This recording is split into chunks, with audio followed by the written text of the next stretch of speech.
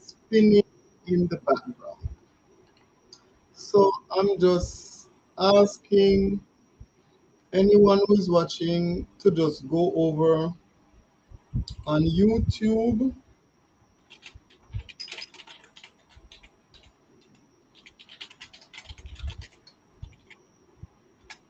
so you can watch the live from there. I am trying to multitask as best as I can, and that's basically what I'm doing.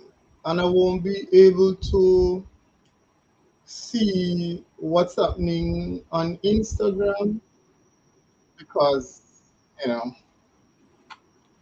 I am the one who is doing the hosting and doing everything in the background. So I can't I can't view my life while going live.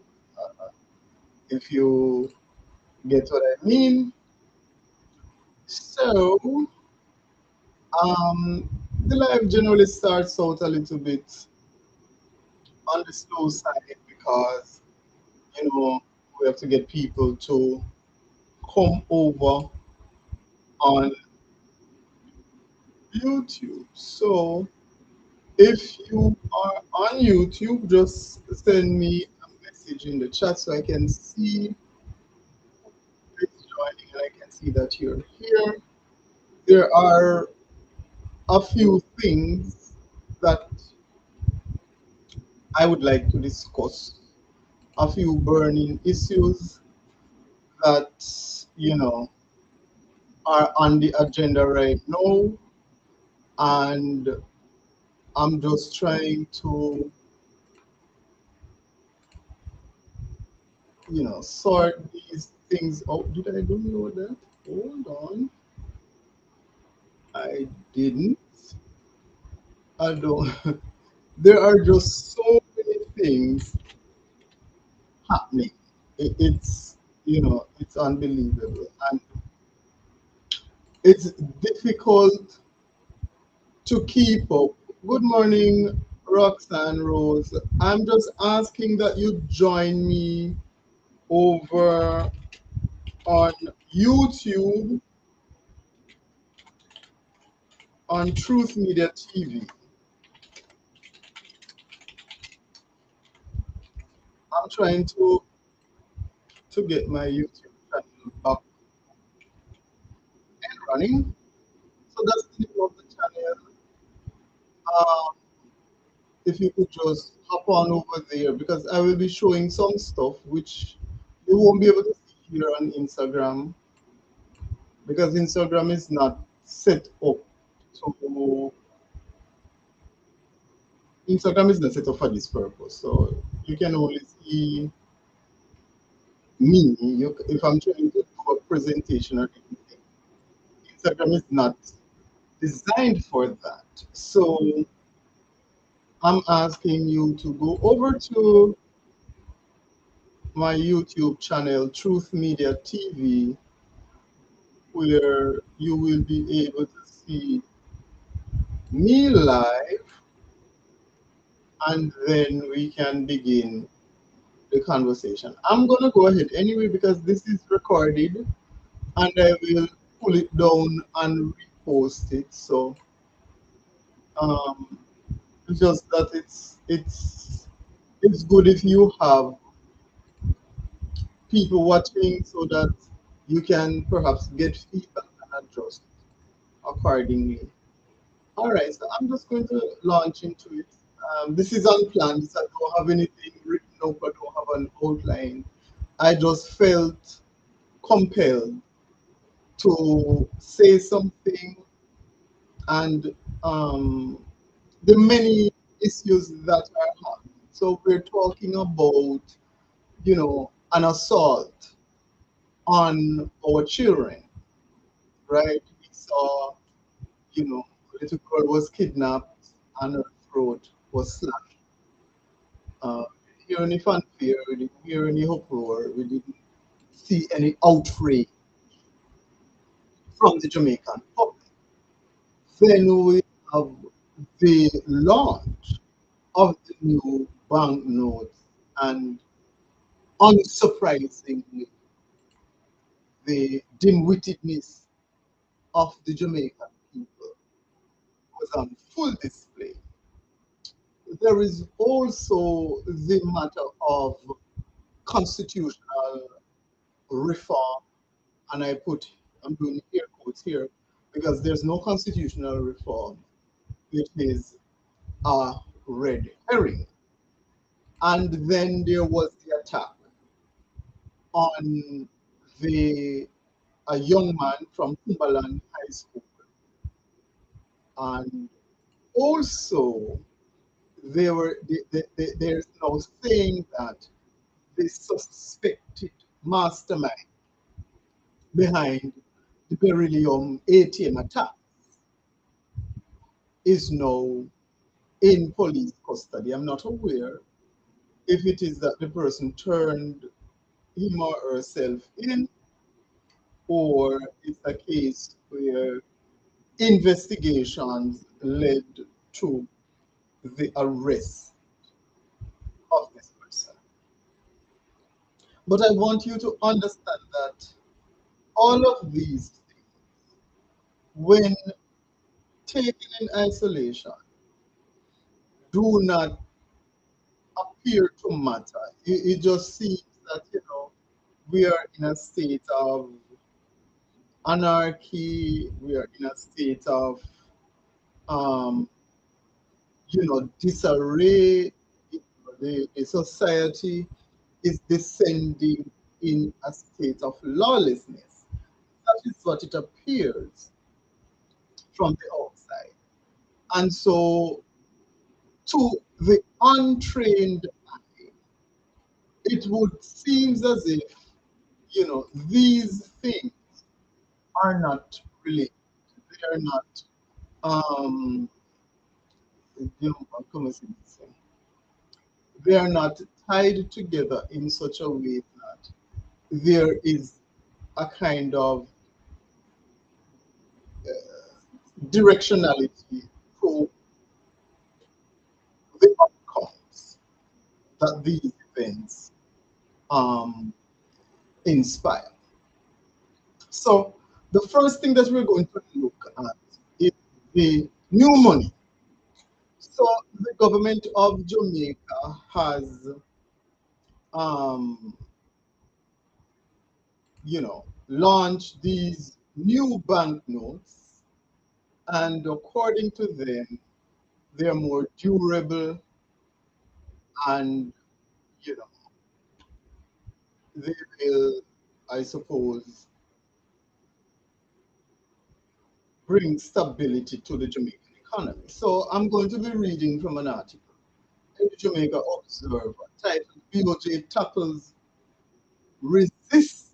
So the central bank reaches out to merchants refusing to accept new polymer notes by Dashan Hendricks.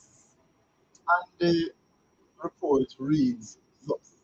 The Bank of Jamaica had to reach out to at least one merchant on Friday to provide additional information about the new polymer banknotes and assure them that it is legal tender after the merchant refused to accept the currency for transactions.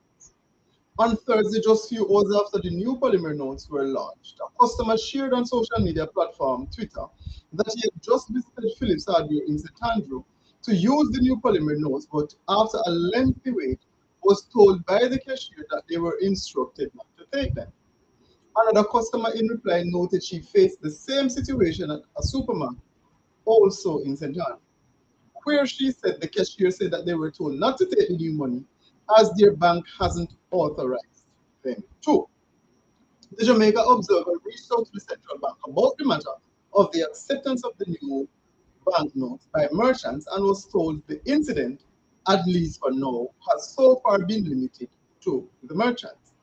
The issue was brought to the bank's attention and is being addressed. Chevanese Moraes, Division Chief for Banking and Currency Operations at the Bank of Jamaica, told Sunday Finance. Additionally, Noel Greenland, Executive Director of the Communications of the BOJ, told Sunday Finance on Friday that he called the hardware about the matter and would visit them as part of efforts to get them to accept the notes to settle transactions. So the BOJ issued 1.5 billion in new Polymer notes on Thursday and will issue more on Tuesday. Up to Friday, it was still tallying the volume and value of old notes that were redeemed in its banking hall over the first 2 days of issuance of the new notes. The National Commercial Bank said it has retrofitted 43 of its 300 automated banking machines so far to distribute the notes. The VM Group said it has started to distribute the notes from its branches, while noting that its machines at the Halfway Tree, St. Andrew, and Duke Street, Kingston branches are able to accommodate distribution of the new notes. We will continue to retrofit ATMs, ABMs at other branches and locations and will provide further advisories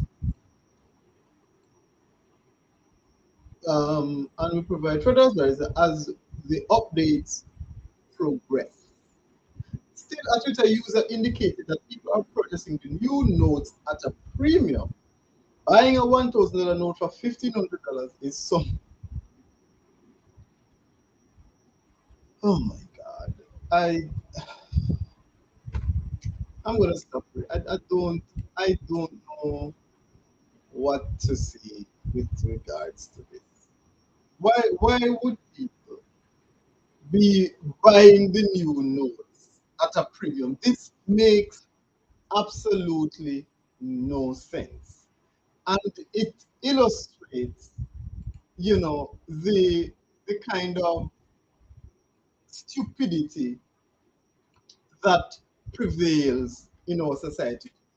It is very unfortunate, that we are living in a society where people just do not have the kind of intellectual capacity to discern what is happening in your society and to make informed decisions regarding, their life and their freedom. Now, the issuance of these new bank notes by the Bank of Jamaica is a destruction. And as we can already see, it is causing uncertainty, it is causing mistrust, it is causing confusion in the society.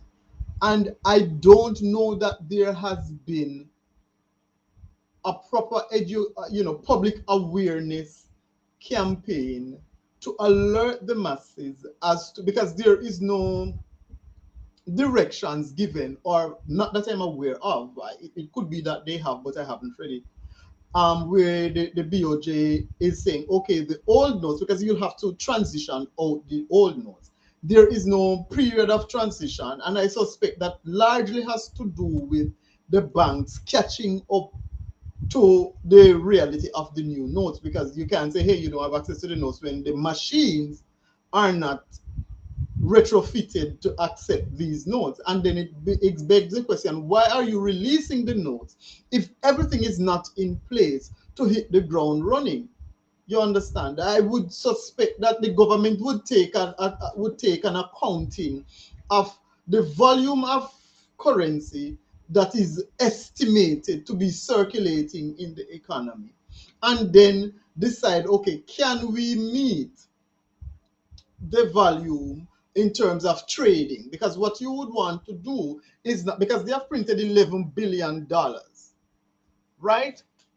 That is inflation. If you have printed $11 billion in the new currency, is that currency replacing the old currency? Meaning, okay, you're going to destroy those paper notes, you're going to destroy 11 billion worth of paper notes and replace them with the new notes, or is it that you just issue an additional $11 billion into the Jamaican economy? Because that is inflation.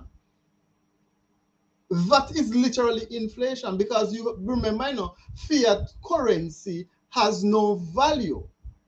It is a liability that is created by the government that is distributed to the populace at interest, and interest is inflation. So it's double inflation. Inflation in the sense that it is issued at a premium, and inflation in the sense that it is So it is fake value that is created that must be replaced by real value, but that real value must also comes at a premium. So if they print $11 billion, not only do we have to create $11 billion in value, we'll have to also create an additional whatever the premium is in terms of the rate of inflation. So if the inflation is 10%, we'll have to create 11 billion plus 10%.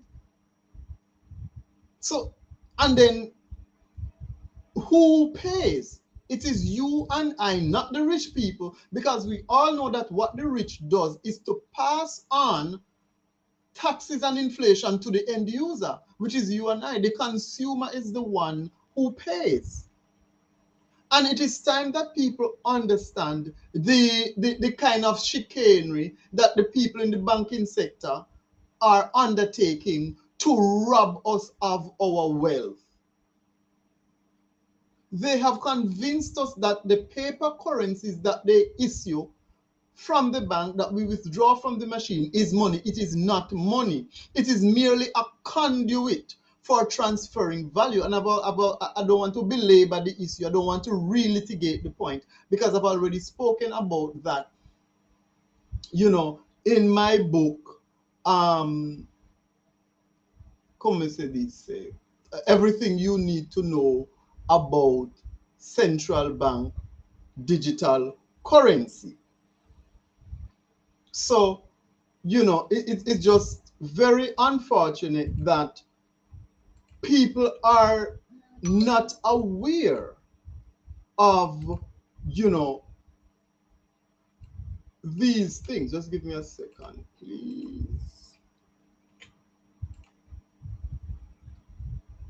So they have issued these new banknotes,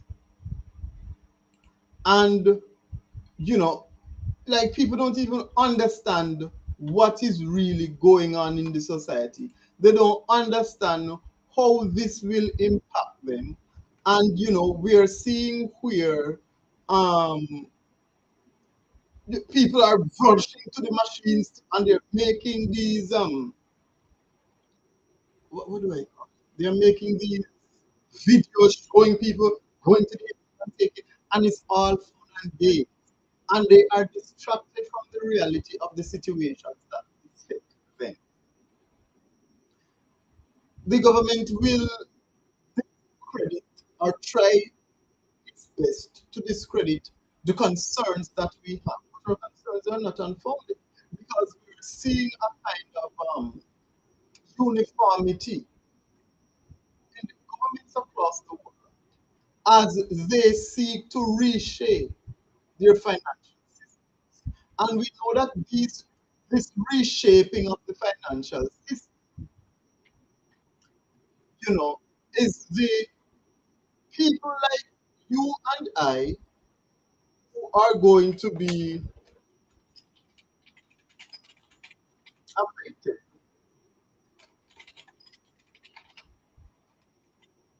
Uh,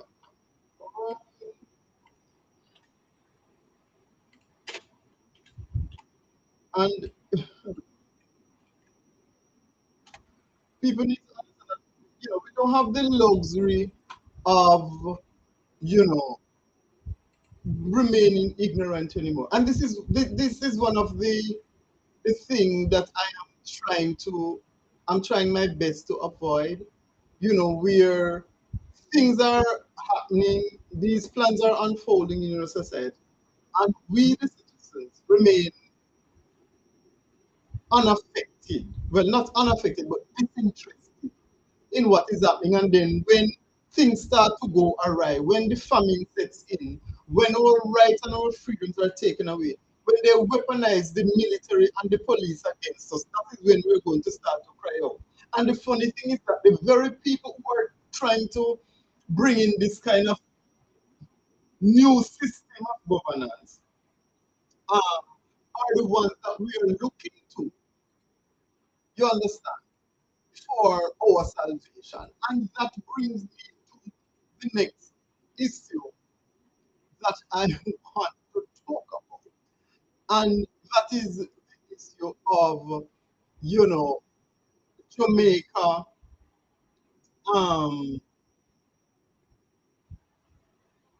changing from a constitutional monarchy, I think. I thought I think it's constitutional monarchy. That is the system of government that we have now to a republic. But they say a republic. And there are different types of republic. So which republic are we changing to? I did not hear Marlene Malahu quote, or maybe she has said it, but I did not see it. Right? I don't hear them say what kind of republic Jamaica is moving towards because there are different types of republic. You understand? And the only type of republic that Jamaica can change to is a constitutional republic. Anything else is no different than what we have now. And so let me go ahead and read the article um, by Balfour Henry over at Jamaica Observer. So, um, leading constitutional attorney Dr. Lloyd Barnett has said that there are two immediate imperatives to settling the debate on a new constitution. Jamaica's link with the British monarchy and making the constitution a Jamaican document. Do you agree with me that we should become a republic and not continue with the monarchy? And do you agree with me that the constitution should be a Jamaican document? Dr. Barnett inquired from an eager group of students of the Norman Manley Law School and members of the Jamaican Bar Association, which were both celebrating their 50th anniversary on the Mona campus of the University of the West Indies on Friday. These are what I call the two immediate imperatives because anything else you can get a consensus on in addition to that which both of us have already spoken about. It is the entrenchment of the Electoral Commission that should be included right away, he argued.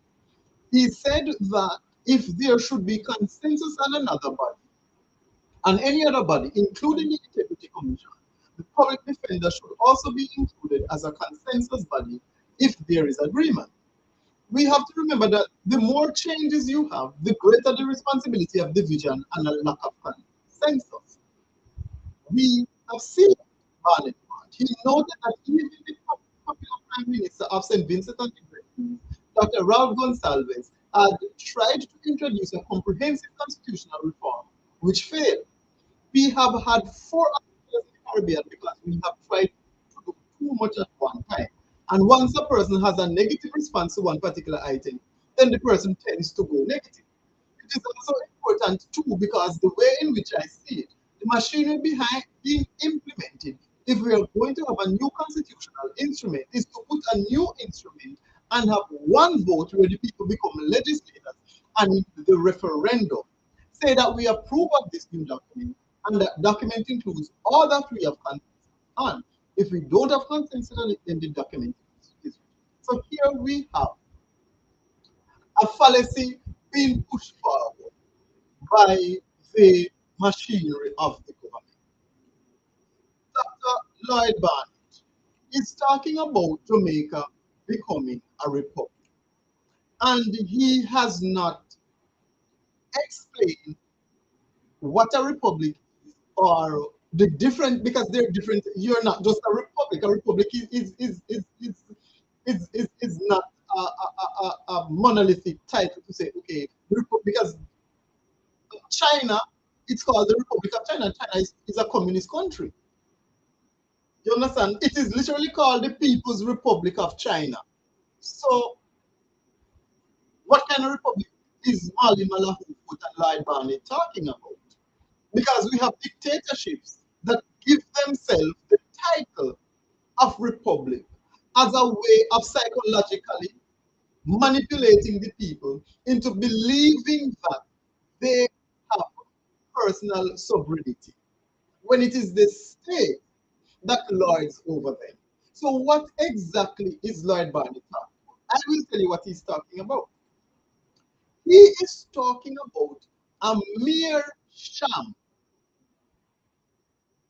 The government of Jamaica is trying to bamboozle the people into accepting a referendum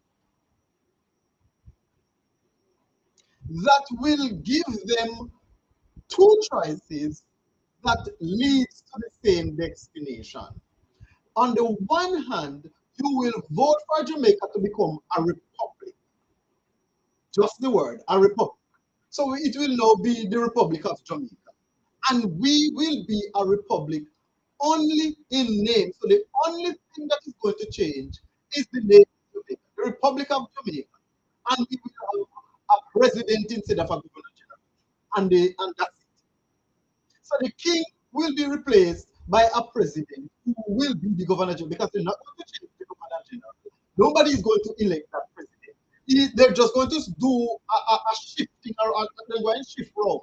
So it's like I am sitting in the position, right? And they're going to just give me a new title. But the rule book by which I have to operate do not change. The rule book by which the country has to operate do not change. So we just shift around the titles. The same people are in charge doing the same thing. And all you do is give a new name. It's like if I was to do a default tomorrow and change my name. I am the same person. I have the same parents. I have the same siblings. My past remains the same. The only thing that will have changed is my name. So there is nothing new but my name. And that is what Andrew Holness is trying to do, to give Jamaica the appearance of change while everything remains the same.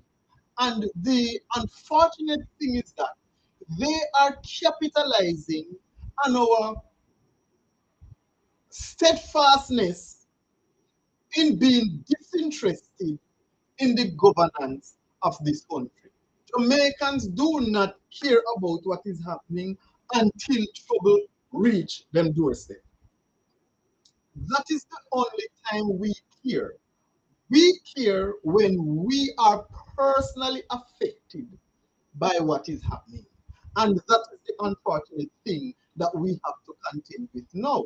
So they will give you a referendum, keep what we, which uh, we will remain subjects of the British Empire, or we become a republic. But is one choice being presented as two choices? Because if you do a referendum to change the title of the head of state from governor general to president, nothing changes because the constitution is not replaced. We become a republic not in name because we can call ourselves whatever we want. We can say that little rock in the sea. We can change the name of Jamaica to anything that we want. Putting so far as the constitution remains the same, then you cannot let it to be in a republic. So what Jamaicans need to demand from the government is one, what kind of republic are you talking about? And two, how will you replace? You cannot reform the constitution because there is no way the current constitution that we have can be reformed to give us the protection that a republic has. It can't. You have to write a new constitution, and that takes time, energy, effort, and money. They know this. And they, at the end of the day, no, this is where the conversation should be had, where the British government must now pay Jamaica reparations. So our whole constitutional reform process, and them supposed to pay for it. Because the British has raped and pillaged the Jamaican people and the Jamaican economy and have unjustly enriched themselves with the wealth that they have stolen from Jamaica. And so, in the interest of justice, in the interest of equity, in the interest of fairness, and in the interest of everything that is right, honest, and holy, then the British Empire must make restitution to the Jamaican people for the wrongs that they have committed against us. The Queen so arrogantly declared before she died that slavery was legal. How dare you? You made a law to justify the evils that you have perpetrated upon an entire race. And then you're going to turn around and say it was legal. Who made the black people did not create a law to say that slavery was legal? We didn't. The injustices that were visited upon our ancestors were not sanctioned by them. So how can you? Because by virtue of that answer, it simply means that then you can pass a law where you can go in any country, rape and pillage, and do whatever you want, then change the law and say, oh, we are not holy and righteous. And when the people demand justice, you say, oh, but it was then it was legal when we did it. So you have no standing in demanding that we restore you to the position that you would have been in, but for our nefarious acts, but for the evils that we perpetrated against you. This is where we are. And at the end of the day, we are at a crossroads in history where we are entering a new age. We are entering a new world. The old world will die whether we like it or not. The issue at hand is what new world will we be entering? And what does that look like for us? If we refuse to participate in that Exodus and Genesis of this new world, it will mean that everything that this new world is set up to be will be to our detriment. And the shapers of the new world, according to Paul, will be our lords and masters. I don't want nobody lording over me, not even Jesus Christ, let alone man. And Jesus did not seek to lord himself over anybody anyway. We are too disconnected from the things that are important to our own survival. So this constitutional, this change, it's not even a constitutional because you can't call it that. It's not. You know, it is a sham. It is you know a ploy to mislead the Jamaican people into accepting unfavorable outcomes. We have to understand that the world is changing and we have to change with it. In order for us to change with the world, we have to understand what, what are the changes that are being made so that we can adjust ourselves accordingly. We cannot sit here and be disinterested in what's happening. You keep hearing about the fourth industrial revolution. We see the introduction and the proliferation of AI, artificial intelligence. And people start running to the Bible and say Bible prophecy fulfilling and all manner of evil going on. And the one thing that they are not doing is preparing themselves for the change that is coming, is to help to shape the society, to help to shape this new world that is forming. If you are not one of the architects of this fourth industrial revolution, then you become a bystander in your own future. And the ones who shape the fourth industrial revolution will shape it in their favor. And if they so shape it in their favor, because you decide that you wash your hand clean out of this change, then whatever is the out, you cannot complain. Because you say, I left it in your hand. I don't business with it. I don't care what you want to do what thou will. And so if they do what they will, and we end up in an undergain society, we can't turn on our nose and blame them. I am using this opportunity to tell you you need to be aware of what is happening in your society. You need to participate. You need to help to shape the future that is now forming because the change is inevitable. The wheel has been set in motion, and there is nothing that you or I can do to stop it. AI is here to stay. And whether it is our undoing or it is our evolution depends on us. Because if we let AI use us, we are doomed. But if we use AI, we will advance, we will evolve, we will, become a better society, we will become a better people, and our lives will be easier. even though there is a problem with that. Because the easier our lives become, the more complacent we become. And the more complacent we become, then the more reliant we become on technology and machines. And the more reliant we become on technology and machines, then it seems to be that technology and machines have the opportunity now to surpass us and to supplicate us. And we now become their subjects. And therein lies the problem. Because we have AI now and everybody just using ChatGPT to do whatever. And it's like, no, it's supposed to help you. Not the other way around. You're not supposed to just put in a topic and you write out a whole article for you. You're supposed to go through, edit, readjust, give it another prompt, tell it to change this, that. You're supposed to be actively involved in the output so the output look exactly as how you want it to be. Learn to use artificial intelligence. Do not be afraid of it because this is one change that you cannot stop. It's not going to stop. It's advancement and the wheel has already been set in motion. There is no stopping. But a lot of people are content to remain disinterested or I don't even know what the adjective to. And that's the problem. It is a very big problem because we have to be involved. We have to participate. You understand? It is our lives that are being impacted. And if our lives are being impacted, then we must ensure that whatever is happening is going to benefit us. So, I mean, come on, man.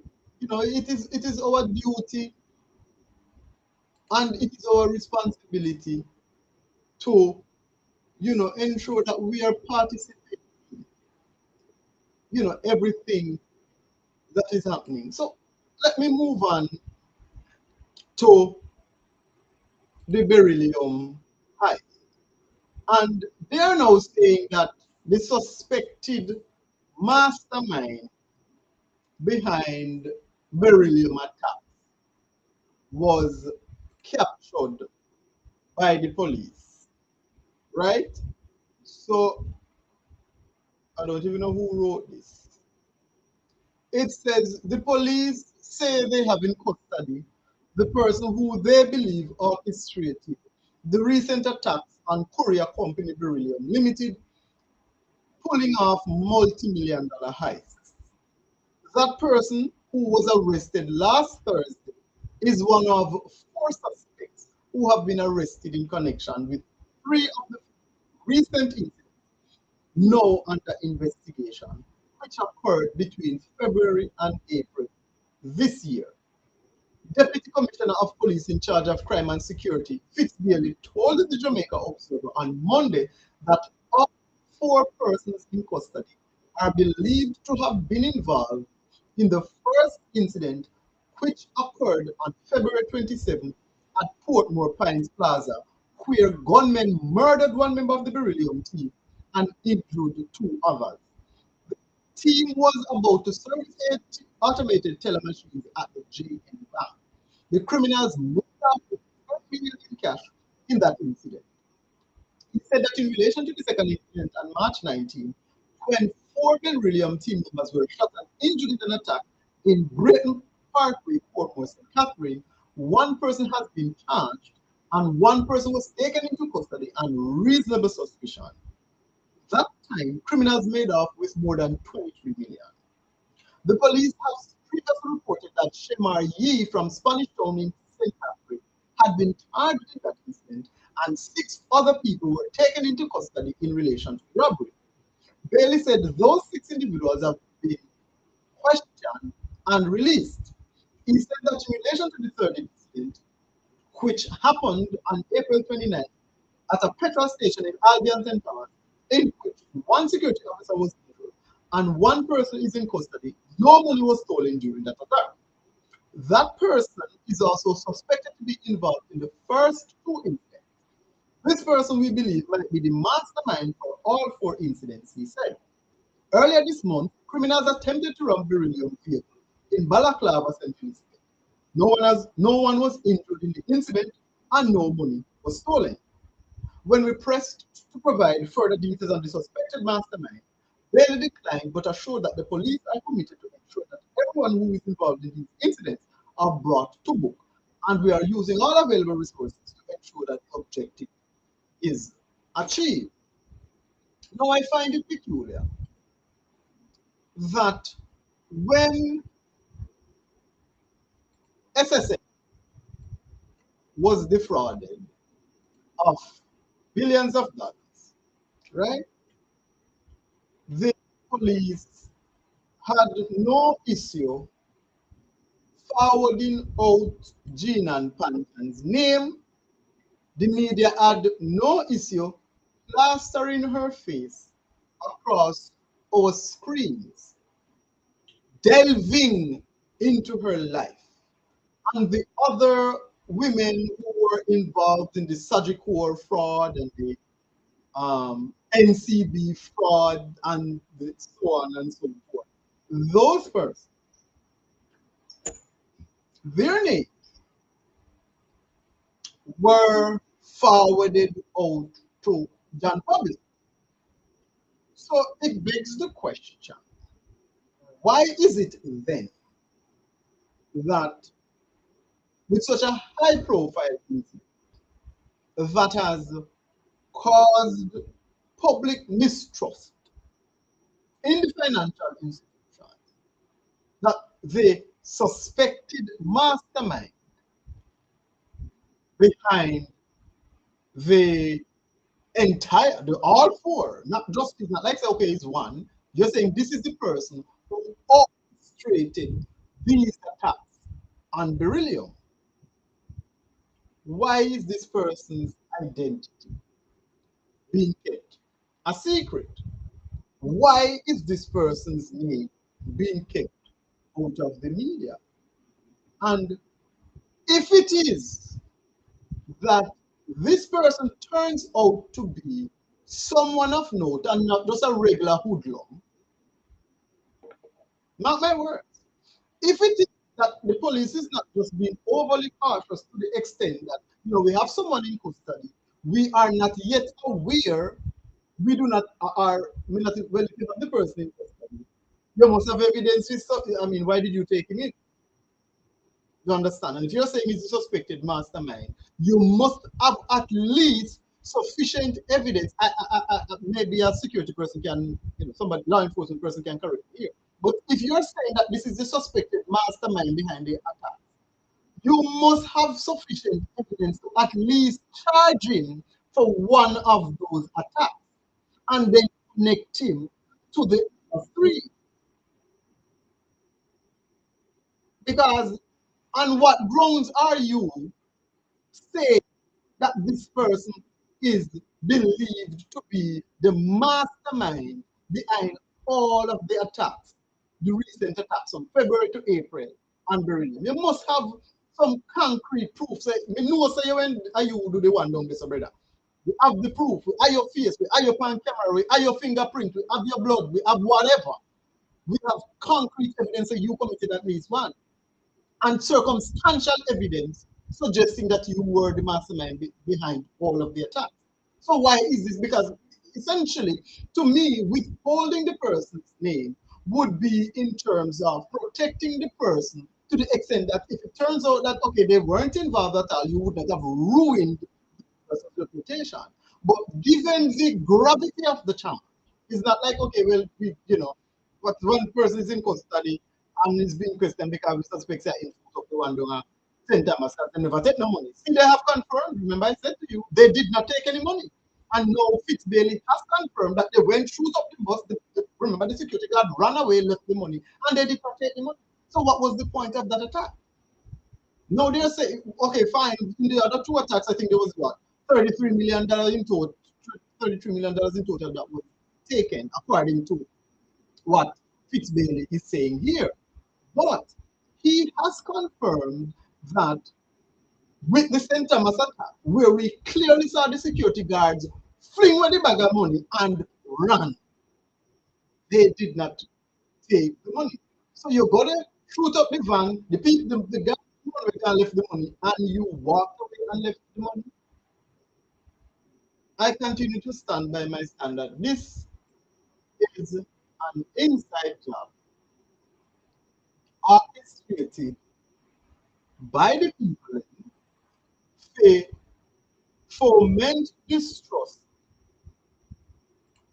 in the financial system and get us to buy into this whole idea of central bank digital currency. That is what I believe. And I think, as time goes on, when we see how they're going to play this, because if you notice all these major news, we don't hear what is happening with the SSL case. Nigel Clark said, I have special investigators from foreign to come in, go investigate and what have you. We don't hear gunfire about that. They gave themselves raises, 200%, 214% increase, this, that, we rebel, and then decide to say, no, could have ball for now till a man, we're not rolling it back, and they're moving full speed ahead. So at the very least, this shows you the disrespect that the 63 members of parliament have for the Jamaican people. There's only one person who kind of, you know, is a Pontius Pilate thing, this him kind of washing hand out of it, and there's only one person, Mark Golding. Andrew's pronouncement on the issue, no count.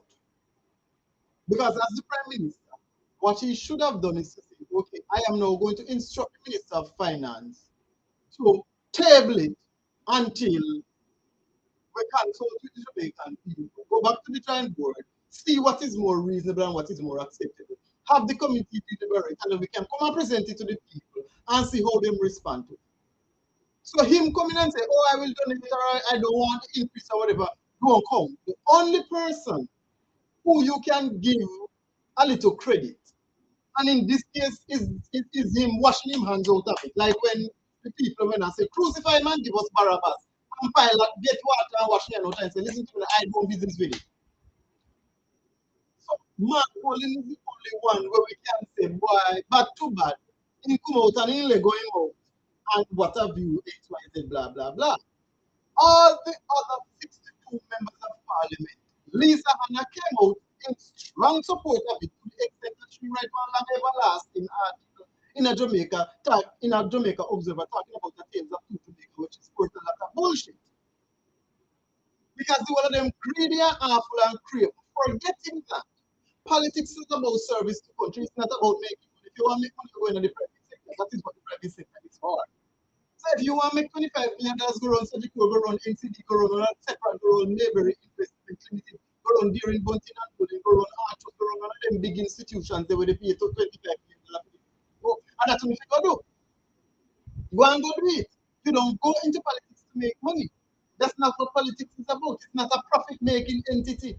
Because the money that you're making, and we paying it, is through taxes that you are being paid. So why you want going to go earn $25 million, Lisa Blood Clark, Anna? Why you want to do that, girl? Why do you want to do that? When you keep borrowing from the IMF, having them boot power with neck from 1901 till now. Jamaica economy is under the stranglehold of the international community, both the United States of America and Europe. Because of UNO. And you know how come tell me say UNO and push UNO. So two mighty boot the power we neck and UNO come with UNO for power we neck. How the Rasa go on here? So I don't understand UNO, Lisa. I don't understand UNO. A two mighty boot the power we neck crush it already. Because UNO allow it. And you are coming and say you want your lead too. Oh, so this is an initiation into the cult. This is your initiation into the occult. You are going to take your pound of flesh too. And that's no one for no pound of flesh. Is that it? No one for no pound of flesh. The Jamaican people have suffered long enough under the JLP and the PNP governance. The two party is one, two whole dirty bungle, two whole corrupt, two whole buzzard.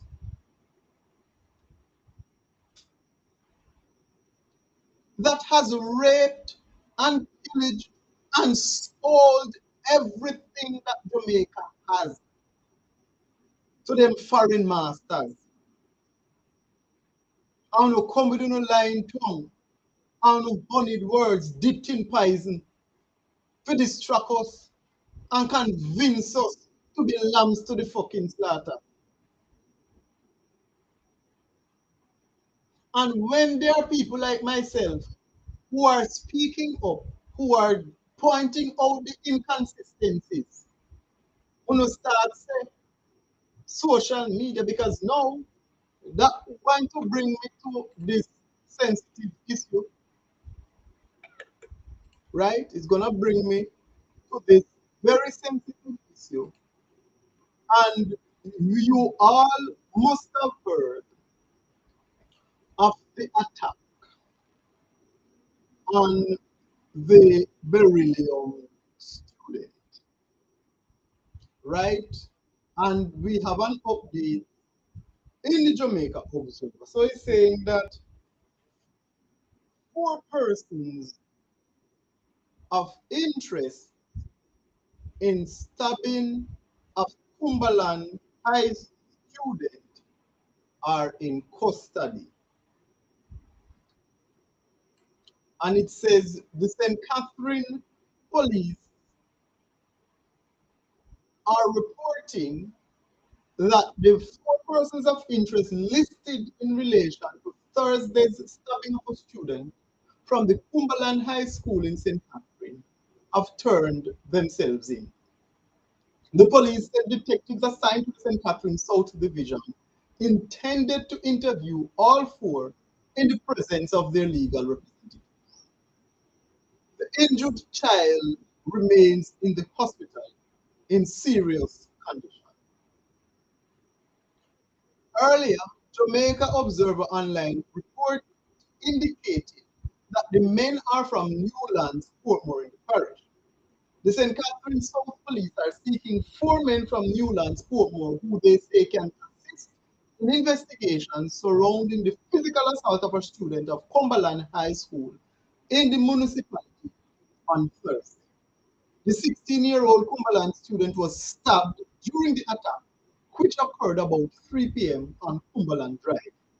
He is reportedly in stable condition at the hospital.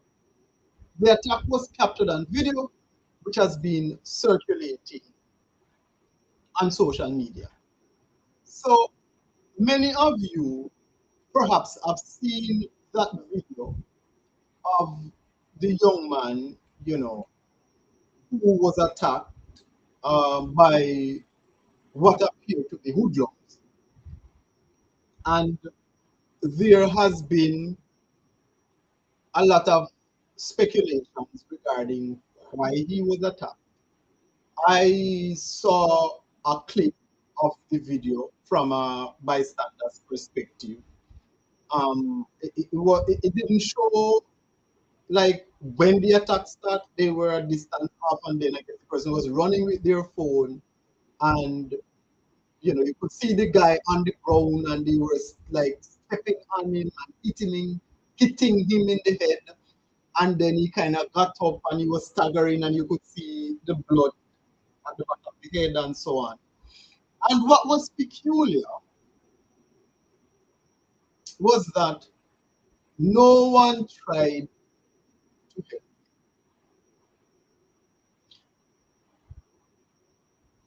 That is the most peculiar thing. No one tried to help him. This is the world that we live in, where you are in distress.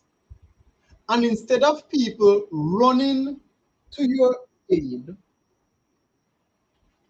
them take out them phone and video you. So you're there being assaulted, and the possibility of you losing your life is very high. And you have 10, 15 people standing there, and not one person, not one person decides to step in and render assistance. This is the world that we live in, where it is far more important to capture it on video than to assist the person who is in distress. The young man was being assaulted by 4 hoodlums. So even if him did bad, him could manage 4 men. And this is a high school student, and I suspect that the persons who were involved are adults. These are young men who are older than him. And they assaulted him. While there are several people literally standing there, you couldn't even see. Um, you couldn't really get to see properly what they were doing to him while he was on the ground, because that's how close the other onlookers were. And they did nothing except to video, and that was entertainment. And similarly, the vloggers and the bloggers and the whatever the hell they want to call themselves, because everybody know a professional reporter, because we have internet and Wi-Fi and smart devices. So everybody now take a phone and camera and a chat to collect money and to distract you.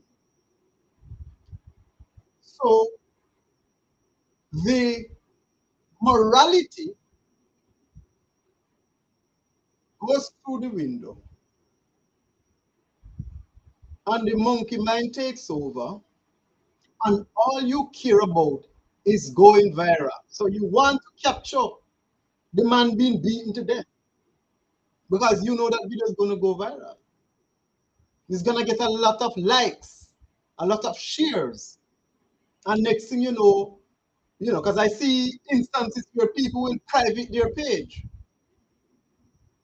So they post a video. Oh, I have the full video. I've seen it. And when you run over them page now, if you see what the video is, their page is private. So you know what that does? You have to follow them. So they are capitalizing off of the trauma of another person. This is the world that we live in. And that brings me to the point of morality. Because the allegations are that this young man is gay or acts gay or whatever, something to do with being gay. That was the reason behind the assault. So I heard a voice note on one of these sites. I think it was This Is a Blast or Republic of Mobile, one of the two of them, where there was a person who sent me invites. Okay, that happen now. These bloggers and whatever, YouTubers, Instagram. People sending advice note, no way to corroborate whether what they're saying is true or false. But the person in the voice note was saying that it was a friend of his, a girl, who called the 4 men to come beat him up because he's gay. That was the allegation that has been, right? And so when you look at what unfolded, a young man, a student, was being assaulted by 4 individuals unprovoked. This is the society that we live in. And there were at least 10, if not more, onlookers who did nothing. Never got run to the assistance of the young man, never restrained the attackers, and by all indication, never reported them to the police, because we understand that them turned themselves in. And I am suspecting that are them parents tell them say, I go and go turn in yourself because if the police ain't come for you, then go kill you and put gun for you. No. So I suspect it probably them mother tell them to turn themselves in because them have a better chance of remaining alive because the police come to them, then goodly end up dead. So all the witnesses that were there, nobody turned them into the police. Nobody restrained them. Nobody went to the assistance of the person who was being attacked, who didn't do anything, did not provoke these persons, had not hindered them in any way, had not harmed them in any way. But it was far more important to capture the incident on video rather than to render assistance. But Jamaica is a moral society. You know what I mean? We're very moral people. 8-year-old girl throat was slashed. She was kidnapped from her school. Throat slash, and she died. No outrage, no protest, no reporting on who might have done it. I heard a voice note being played somewhere of someone alleging to work at the school and know who the lady was, sorry, who took the little girl or whatever the case might be. Can't really lend any credence to it because somebody changing the voice and sending a voice note to a blog and say, hey, I know Sir John Brown.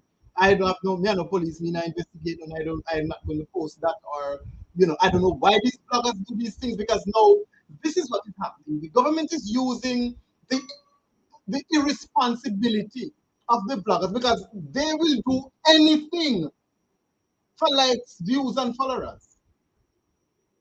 So a man fling my picture to them and say, oh, this is the guy they go capture the little girl. Then fling out my picture. They don't verify that there is any kind of credibility, there's any substance to the allegation, because now you put that person's picture on your blog, that person can lose their life. And you have no proof if the allegations are true. And the government is going to use that as an impetus to regulate social media, because they tried it before. I think when Lisa Anna was attacked and threatened when she made the remarks about Vybz Kartel, and the Vybz Kartel massive them come down on her and start threatening Ray. And they tried to pass cyber crimes law or act or whatever, if they don't pass it and we don't know about it, for police, for people up on the internet. And there was pushback. And here we are yet again, where these people with no brain, no form of intelligence, know nothing about them except greed, fling out people picture without having any credible reason to believe whether or not the person is involved and can give the police information that will lead to an arrest and charge of the perpetrator. Them get your name and your picture from people and then flip on their website because they know say Jamaican people love foolishness, and the whole I want to go and flock to them thing and subscribe now because it is entertainment. This is the Jamaica. When I stop blaze fire upon Batman because of immorality. The same Jamaica who is claiming the moral high ground. But the only time we seem to be moral is where LGBTQ is concerned. Baby throat slash. I cannot forget what happened in trial, I think back in 2021, where Mushane and Michelle Mackenzie and an 81-year-old granny were executed in Trial Heights. I think back in 2021. No public outrage, no protest. And I don't hear gunfire about the case. Two children, 6-year-old, 10-year-old, and an 81-year-old granny, executed. Executed. And you don't hear tick tock from the Jamaican people. Now, an 8-year-old girl throat slash. And instead of we bombarding the school, because whoever is at the school, the teacher must know who come for the girl, because this makes no sense. The teacher, the farm teacher must, somebody there must saw that woman when she came there. Someone must know. If I, even one of the people in the class, somebody must have seen her. And instead of us demanding that whomever was present, every single staff member that was present around that time must give information to the police. That will help in identifying who this person is. The whole of we just have it found we blog. I didn't put it up. If you notice, I don't talk about these things. And I saw another blogger with, somebody's face. And I'm like, this is the thing. Unless it is coming from the police. And at that point now, we're going to analyze, scrutinize, and give our opinion and commentary. That's the response. But if someone contacts you and gives you information relating to someone who they suspect was involved or has knowledge of who was involved, turn it over to the police. Why the fuck you have it on your blog and you have the person's face commenting on it, putting this person's life at risk? Because that's what you're doing. You're putting this person's life at risk without any evidence that the person is guilty of what you are commenting on. This is a job for the police. Turn the information over to the police. When they publish now, then you can start. So just like how the police published a sketch of what the person may look like, then you can push that because it's done in the Gleaner and it's done in the Observer, the police have it on Jamaica Constabulary page. So you can post that. No harm, no foul. I never put your picture out there. You don't figure out by the authorities, them say them look for you, so you can talk to me. But if someone contacts me as a blogger or vlogger or whatever the hell you know and call on yourself, and go to send you the picture of the person and give you information to say, well, this is the person XYZ asked when they don't go when fucking fat. Say, I turn it over to the police. Turn it over to the police. And let the police do the investigation. And there are ways for you to do that without getting directly involved. You can send the package to them. You can send the package to them. They will accept it and they will look at it and then they will do their investigations. And then now they will make a statement. And when they make their statement, and if what they must say add up to what the person said to you, then you can use that now as part of your commentary to get your views and your likes and your subscribe. But when they do these things, they are giving the government ammunition to say, see there, this internet thing is getting out of hand now, and we need to come up with regulation for police who depend on the internet. Make no mistake, that is what Andrew is intending to do. You hear him talk about when we were talking about the money and say how them going, pretend say them not have no cash and lock down the ATM, them and what have you, because they want to force people to accept the Jamdex, and him come out then.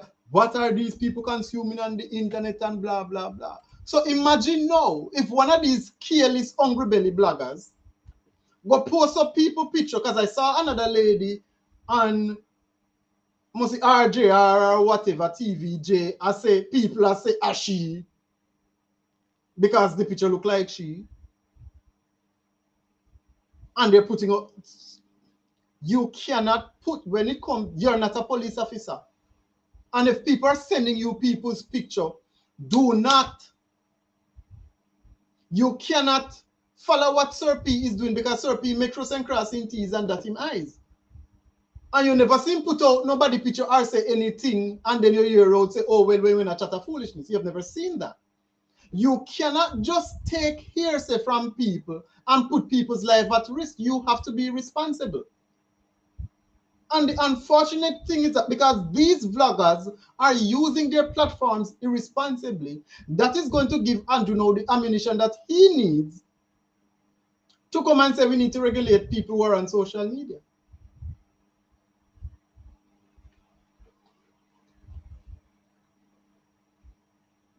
Because everybody's trying to be the next viral sensation with zero, nothing going up here, so. Nothing going up here, so. Everybody want to be a vlogger with an empty head, empty brain, and they're not doing anything. You watch all these blogs, all of them. There are only four,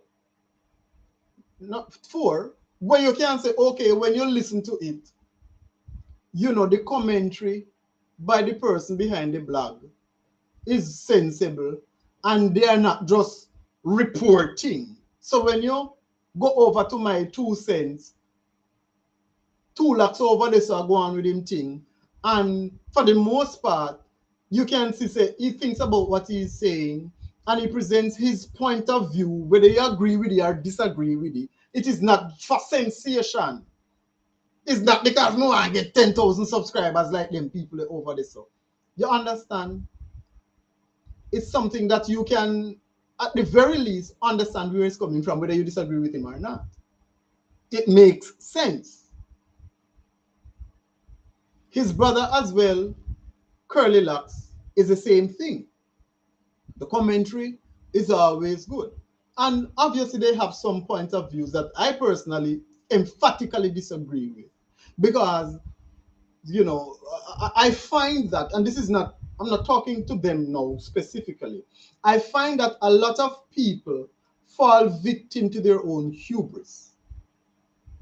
And they are blinded by the different paths that exist in life. If you're looking at things from one dimension of life, your perspective can never be right. Everyone is right based on their vantage point, because you're seeing what you are seeing. And if we're going off what you're seeing, then you can wrong. But someone who has no blinders on can see the flaws in your argument, because them not have no blinders, them not look through it to one dimension. They are not personally invested in the outcome. Their only concern is the truth. And this is the problem that I find with all the people when we attack. I listen to Umar Johnson, you understand? I listen to these woke people, all of these, because now you have like thousands of young men who all of a sudden, you know, I guess them taking DMT and psychedelic drugs and seeing these entities and them feel to say, them no, them are God Almighty. And there is ones, I listen to Truth Unedited too. And there's just one singular problem that I find, that I myself continues to wrestle with so that I don't fall in the same trap that they have. And is that they are so confident and convicted in what they think they know to be the truth, that they're not willing to be open to alternative viewpoints. Life is always in flux, and truth, knowledge is unchanging. It doesn't change. I'm trying to see how best I can articulate it. So knowledge doesn't change, but how you interpret the knowledge is affected by your vantage point, your perspective. perspective. You understand? So the intellect is what connects the dots. As far as it's the intellect that makes the knowledge that you come into make sense to you, and you can understand it and explain it to somebody else. That's where intellect comes in, and it is in that crux. It is in the intellectual ability to interpret the knowledge that you have come upon where the problem lies. Because if I am a Christian, I am going to interpret the knowledge based on my Christian beliefs. If I'm a Muslim, I am going to, so it's the same. So everybody, you could have a gay person, a Christian person, a murderer, a Muslim, you understand, have the same knowledge. But they come to a different understanding based on their individual perspective. And so you have four people arguing over the thing that is unchanged. Objective reality does not change. Is your understanding or perception of the objective reality that changes, or it can be scrutinized or be brought into question. And if you keep that in the back of your mind to say, here is this knowledge, here is this data, because remember, I know data is not information. You convert data into information, and it is that conversion that we have the problem. Because you can give 100 people the same set of data and them analyze it differently. Did the data change? No.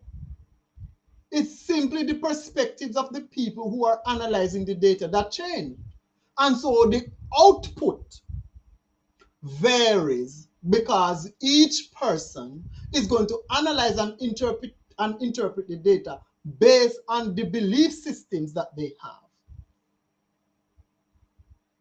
the principles that they adhere to, and other factors that coalesce into one that form their perspective and the object of scrutiny. And so I listen, I try at all times when I am processing data, because it's not information, when I'm processing data and I think I have an understanding, because you can be thinking about something while thinking about what you're thinking about. What you're thinking. I don't know how to explain it. But you can be like I'm talking now, and I'm rationalizing in my mind as I'm speaking, if what may I say makes sense. I don't know if you understand. So there's like two minds, and they're operating at the same, or split attention. I don't know what the hell to call it, but I'm talking to you and I'm hearing myself speak, and I'm analyzing what I am saying in my mind as I'm saying it to you. If you see, well, and the brother, it doesn't make no fucking sense. You understand? And then sometimes what I will do, I will watch over my live and listen. That's what I do. I don't know if people watch back them thing, but I watch. If I send a voice note, I play it back. And that's why sometimes people will argue with me. It's like, I went over my stuff. I don't just send you and leave it, because I'm like, I want to make sure that I'm on the right track. You know what I mean? So I will analyze and try to like tear it down, because that's the thing. Is like, if you're a good debater, you will put forward your point and then find every counter argument to the point to tear it down. That's how you know whether or not what you're saying stands to scrutiny. You understand? So I'm saying all of this to say that we are living in a society, Jamaica, that has laid claim to morality, but we are an amoral society. I'm going to spend the next 10 minutes going into that, and then I'll close off. Every single day we get up, we choose evil. We're all evildoers. We're all idol worshippers. We're all quote unquote sinners. The whole of we are wicked in a Jamaica, yeah. We're evil people. What does evil mean? That's the question. Because people think, say, oh, well, is when you kill somebody and that alone evil. But what is evil? Whenever you have an opportunity to do good and you do nothing, that's evil. I'm going to repeat myself. Whenever you have an opportunity to do good, to right a wrong, to correct an injustice, to defend the defenseless, whenever an opportunity to do good presents itself and you do nothing, you are choosing evil. A wise person once said, the only thing that is necessary for evil to flourish is for good men to do nothing. If you see evil things happening, if you see bad things happening, you are one of those persons in the crowd. Because this is the thing. And I posted a video on my YouTube, on my Instagram channel. Let me see if I can find it. Where there was a teacher in a classroom and there was a girl sitting there in a blue blouse, and he told the girl to leave the class. And the girl was like, why should I leave? And he said, get out of my class. I don't want to see you in here. I don't want you in here. And she got out. And then he began to ask the students, you know, what do they think? What is the reason for having laws? And one of the students said, justice. And he said, you're right. I said, was I correct in asking her to leave? No. Then why didn't you say anything? You all sat there. You knew what I was doing was wrong, and you said nothing. This is the society that we live in today. People convince themselves that they're good. Why they sit, because guess what? I know me they do it. I know me stab up the little boy in the head. Me just video it. I didn't do anything to stop it, but oh, I'm a good person. I would never stab someone. How different are you from the person doing the stabbing if you're standing there and you do nothing? How different are you? But you descend into delusions, convincing yourself that you are better than the would-be killer because you wouldn't do that. You're standing there videoing the man killing the man. And you have the audacity to take the moral high ground. This is the society that we live in today, where people walk around with them badge where say, I am good, and convince themselves that they are. And every time an opportunity to do good presents itself, they do nothing. Why do you think Jamaica is in the state that it is in today? Because we continue to do nothing. The government takes a 214% increase and we do nothing. And we convince ourselves that the government is the enemy. The government is the bad guy. We blame the government and we curse the government. Who allowed the government to do what it did? We did. So who is the bad guy? Who is the bad guy here? The one who has the ability to stop the injustice, or the one who is carrying out the injustice? All the ills of the world, we have the ability to stop them. The child trafficking, the pedophilia, the corruption that has become an epidemic in Jamaica. We have the ability to stop it, yet we do nothing. And when there are people like myself who speaks out, we are ostracized. We are labeled as difficult, rude, uncouth, and all the negative adjectives that you can think of. It is a great challenge that I myself have. And I had not even come into the realization until recently that every time, that's why maybe I just could not sit there and see an injustice being done and do. I can't do it. It's like if it bother me, it respond me, it like it affects me. I'm restless. I have to do something. Why do you think I'm doing this? Why do you think I am doing this, sitting here in front of a goddamn thing, talking through it like me a friggin' idiot? Because I see what is happening. I can't sit still. I cannot hold my peace. I have to say something. I have to sound the alarm. I am not doing it because me no feel man far, me no have feel man fortune from me. Me no want feel man fortune from me neither. I'm doing it because I must. I am doing it because it is the right thing to do. And that is the problem that we have in our society. Everybody want good and things are good happen by itself.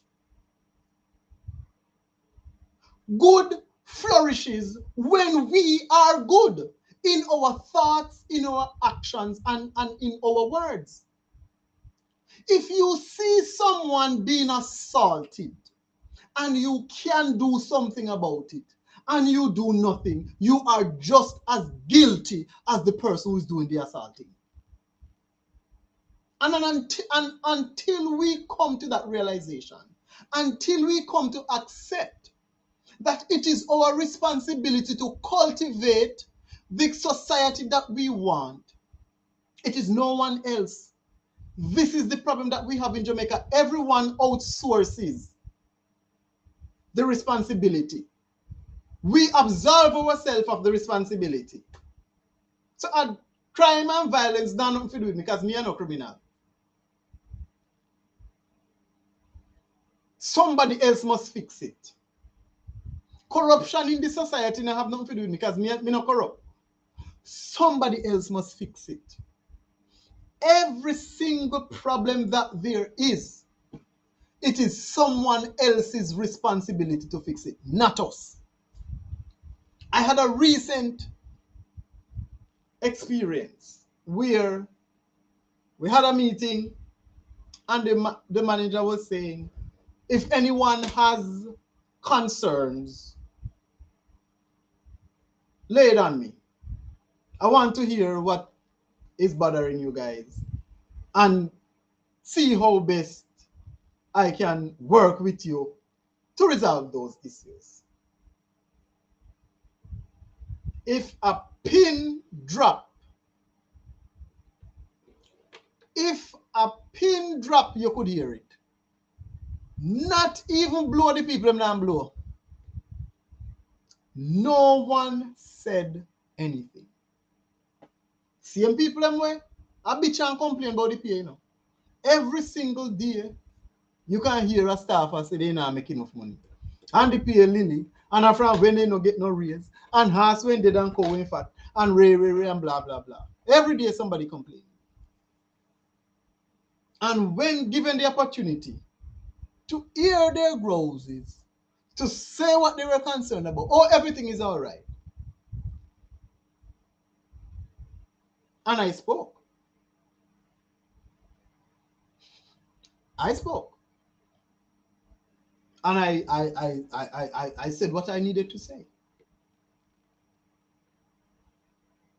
Because this has always been me. And I keep telling people, I said, there's no point in you complaining to me because me can't fix your problem. Talk to the people who can do something about it.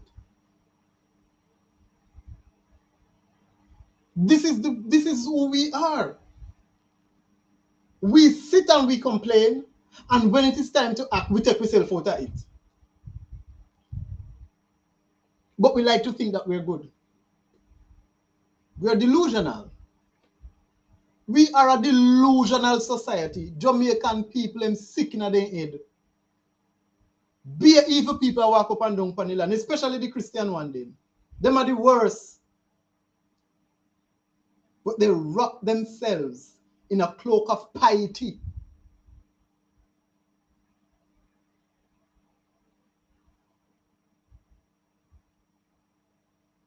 And think they're better than everybody else. Them going to heaven. Their names are written down in the Lamb's Book of Life. With all the foolishness that has been happening since 2020 when the World Health Organization declared a pandemic, a public health emergency of public concern, of international concern. Where is the church? When have the church raised its voice in service of the voiceless, in service of the oppressed, in service of the injustices that have been visited upon and are being visited upon the people of Jamaica? When have they raised their voices? Not once. The only concern them have, the only concern they have is with LGBTQ. I saw a young man and some group protesting vigorously because them see one sign up a halfway tree. I see them play the thing, I don't know what they mean at that because I know me not see what them are complaining about. And I'm like, but with all our Andrew and Christopher Tufton, we not go on within a 2020, we will know in there. That's the only time the church can be seen, found, and found is one singular issue. You cut off a little girl head, church nowhere to be found. You rape one woman down at St. Mary, drop black in her head, and do a manner of evil to her, church nowhere to be found. Politicians them decide, say, we're going to give yourself $25 million and $22 million and $28 million pay. Church nowhere to be found. But the US embassy raised Batman flag on the embassy, which everybody with sense knows say an embassy is considered to be the country of that embassy, not your country. So they can do whatever the hell they want over there. All of a sudden, you come out and you start talk. While people, 7 people a week, I get murdered in Amobia and elsewhere. Children are going missing, throats slashed, nothing. So every day we get up and we choose evil. We are a truly evil nation. The next time an opportunity presents itself for you to do good and you do nothing, I want you to remember that you're choosing to be on the side of evil.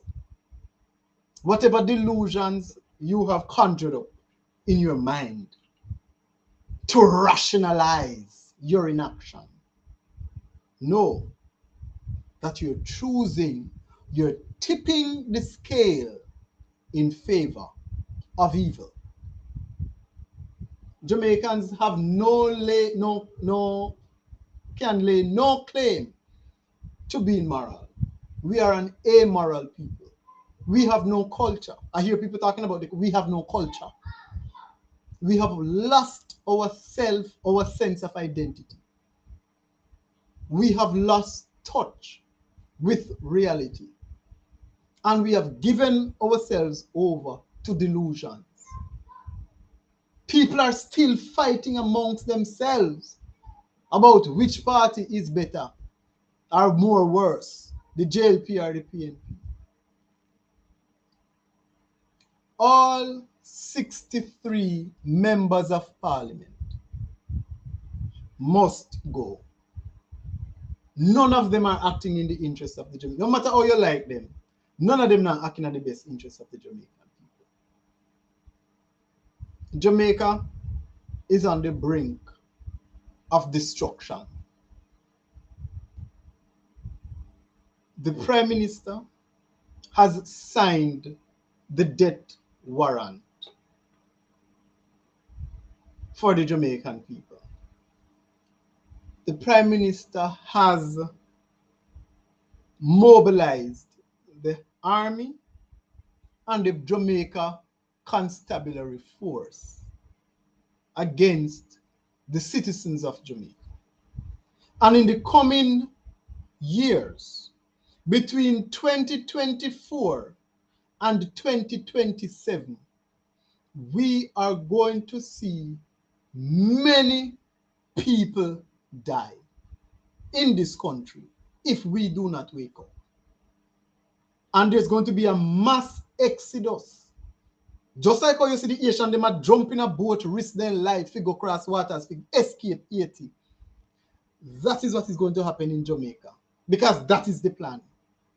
Kill us or run us out of the country, because it's a beautiful tropical island, strategically located, so that the rich and the famous abroad can come and buy them beachfront property, and Jamaica is now a resort island owned by the rich and the famous.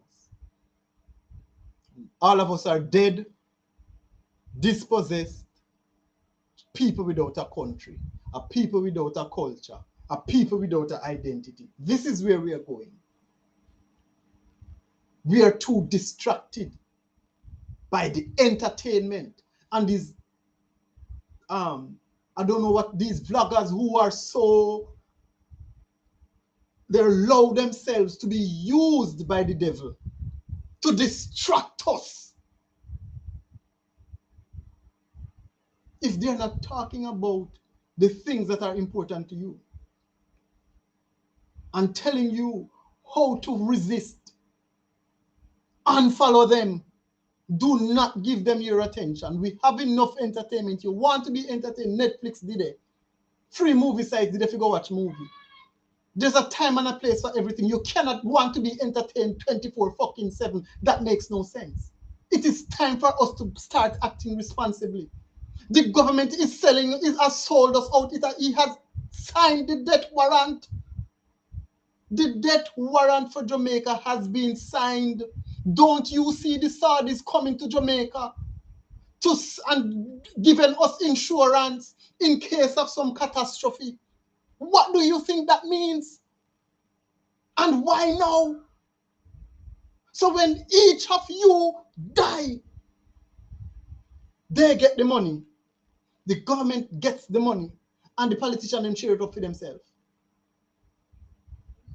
Every dead Jamaican during the whole pestilence 19 pandemic, the government received payment for them. Look up the pandemic emergency plan of 2018. Type it in a Google and read that shit. Every case and every death, we get paid from the World Bank feet. And see them come with these Saudi Arabian people and from the United Arab Emma blood clot rise where we don't know about them, the people we not know where Dubai there. And UAE, what them a do at Jamaica, talk about them a give insurance. And with death warrant, them a sign. So when them send the disease, or them use them with a weather control device, we send earthquake, flood, and all sort of fuckery out of it, kill we are. And who not dead, the government can collect and use the money to build a skyscraper building. Because when you're dead now, the land gone back to the government because the whole land dead. If one flood come or whatever come and kill off 100,000 people, what do you think are going to happen to them, the land? It goes back to the government. And the government don't build them up now. And the rich and the famous come down and buy so they can live. Because this is the best place to be. The Caribbean is the best place to be. We have the best weather. And we have, as far as nature is concerned, the best stuff. It's just that the government are trying to kill we out now by importing the GMO food from overseas. So we will always start get fat. So no matter how you try to eat healthy, you go to supermarket, go buy cucumber, and go find out say a GMO cucumber, and you think say they eat healthy, next thing you know you fucking cancer. And wonder say then, oh me I eat cucumber and carrot, and lemon, and lime, and me get cancer from where? Because of GMO food yeah, yeah. Not organic food.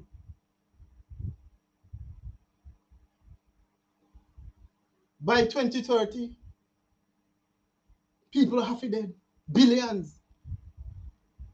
And the sooner we begin to take this seriously, the sooner we can start to devise ways of resisting, of ensuring that this thing does not come to pass. It looked dismal, but I continue to remain hopeful. The thing sounds ridiculous. They're planning an alien invasion. That don't sound ridiculous anymore because you see in the news all of a sudden, oh, UFO, and people are called police and them see UFO, 8-foot man drop down from a blood clot sky. All of a sudden, Pentagon whistleblower talking about alien and alien craft. There are no aliens, not on this planet. There are no alien crafts. And the military make it. And they're going to plan a fake alien invasion with UFOs, with directed energy weapon, and kill people. That's what they're planning. They're planning that between now and 2027. Mark my words, if it don't happen in 2025. But you're seeing more and more news reports about aliens. Aliens. What they're doing is desensitizing us to the fact that aliens are real. There are no aliens here. So you won't find no alien, but you're going to see the craft, and people are going to die. So you're going to see the flying saucer, them or whatever the hell. When them have them directed energy weapon, where they shoot through the holograms, or them get the military, to fly them craft through the hologram and bomb people and kill them. So yes, people that got dead for true, but the crafts are going to look like alien craft. And then that's how they bring in the new world order and the one world government. Because guess what? All the governments of the world have to come together and fight this blood clot because alien come from outer space to kill the clot. And people faith in God Almighty, Jesus Christ, as the fanatic Christians that believe in Jesus Christ. All of us don't know if alien real and out, then obviously you have to go question your faith because then we think that we want to depend this a pussy clot and uncle to find out say people live in outer space, so how they go and Jesus never go outer space upon earth in window. So clearly something wrong.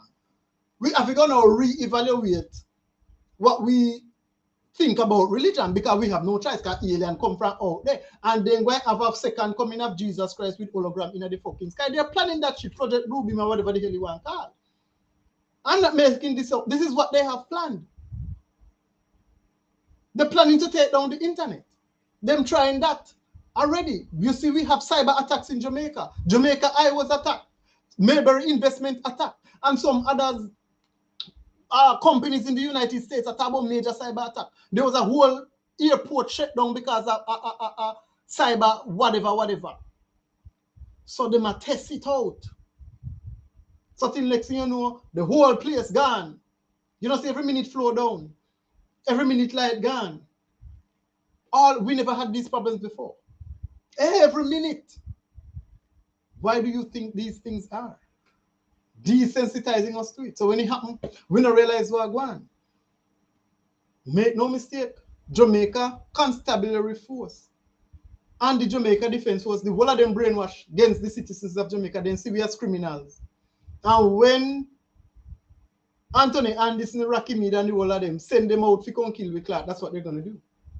Because they're going to create an emergency, a public emergency, and they're going to create it, whether it is a natural disaster or a pandemic, then go and create a next one. And then go and lock with them, and who thinks that them bad go have the soldier and the police them out to kill your clot. And they're going to do it. Because we are a mindless set of fucking people. Like, no one is thinking. No one seems to understand what is happening. There is a two-front war happening, a physical one and a spiritual one. A psychological warfare is happening. Why do you think they keep talking about disinformation and misinformation and they're fact-checking it all of a sudden now? Fact-check never invent until COVID come out. So all of this time people not chat for why we never the fact-check it. But it is very important now that we control the narrative. So we're talking about misinformation and disinformation and this and the government is the biggest perpetrator of misinformation and disinformation. The government has lied and continues to lie to the people. And the government, all the governments of the world have become rogue. They all have become rogue. They are terrorists carrying out military, psychological operation against their own people. All the governments in the world right now, especially in Canada, New Zealand, Australia, the United States of America, England, Barbados, especially in the Caribbean, yes, and Andrew Adwit. In our work, we because we don't do already. That's the difference. The whole of we don't fucking fool. So it not even make no sense them try nothing. Because nobody is interested. Nobody gives a shit. All we want is to be entertainment. Cut off one little girl head and we find it funny. Rape a woman in our bottom and drop black in her head and kill her and we find that entertaining. Shoot up 3 youth round this and we find it entertaining. Run out pan our beryllium van and rob that shit and we find it entertaining. So the government no need to fool we. Andrew no need to launch no propaganda against we. Because we done blood clot fool already. So manipulation and go work pan we. That's why I never work with the gene therapy. I not take people take it because them believe say it went dangerous. Them just not take it because they're not interested in nothing where they go on. That's why it didn't work. It's not because we had some come to Jesus moment. Device of God speak to me and say, don't take that shit. It's because nobody now pay attention to what go on. All we care about is entertainment.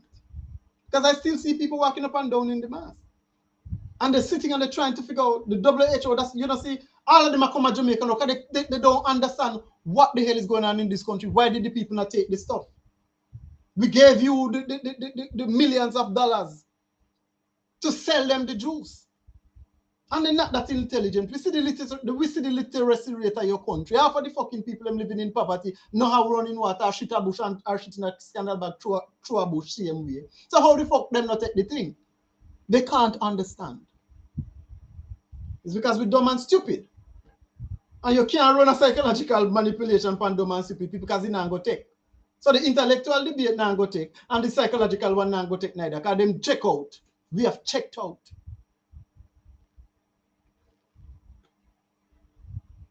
And perhaps what the government should have done is give everybody $10,000 if they take a joke. For each joke you get a 10 grand. And that Andrew should have do. And I guarantee you at least 1.5 million people that take that shit. So the next time, me I give Andrew this, the next time you no come out with no plan, to fuck up people, give them money. Cripsy cream come to Jamaica. To kill you off with obesity, sugar, and diabetes. Go no free donut and no pack up out there from 4 o'clock in the morning. Jamaica people love them belly and they love money. So if you want to catch them, give them food and give them money and kill them clock. Simple 1 3, you know, if you come and try to use no psychology on them because it not go work. They know that right.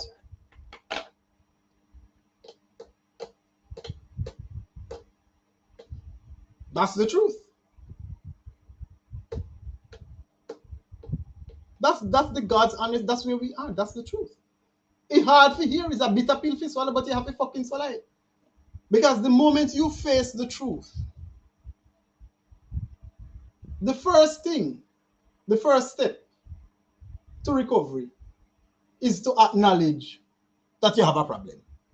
If you are walking around saying everything is fine, I'm good, how the hell are you going to get healing? Explain that to me. If you are walking around convincing yourself that everything is fine and dandy, you're good. Me good, me G. How are you going to get healing? The healing begins when you acknowledge that there's a problem. That's where it begins. I have a problem and I want to do something about it. We accept the fully done culture. We have accepted it. it is now a badge of honor to be fully done.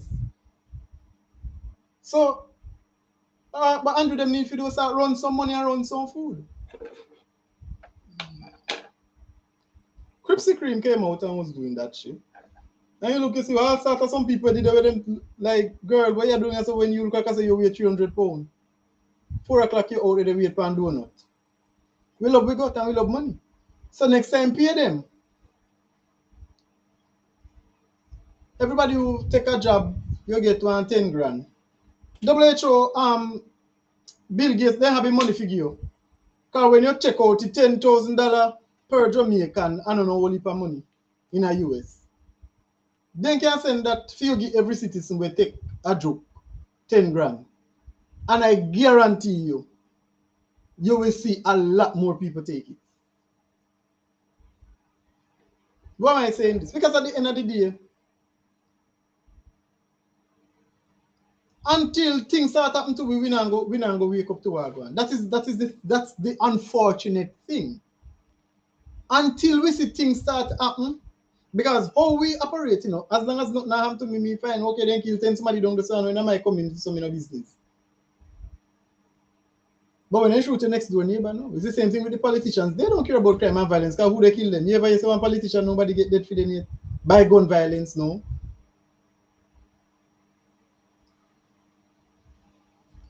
No crime now happen to politicians. You ever say crime affect politician people? Which one of them ever affected by crime? Which politician in Jamaica ever get murdered? The whole of them no sick and sick and dead. All of who dead were politicians, not dead, not sick and sick and dead. No sick shiny when sick over cancer. Roger Clark. And who went dead recently? Tiaga old age. Crime not affect them. So they no business. And it's the same thing with we. As long as we are not affected directly, we don't care. But with that warrant sign, the Prime Minister sign on that warrant and tell you say insurance in take out panic country. Do you know that there are companies, at least in the US, where take out insurance for an employee and kill them? Every year somebody have an accident and dead. And the company collect them 5 million. Every time you kick a bucket, every time an employee dies, then collect. So, at that time, you take out insurance per week.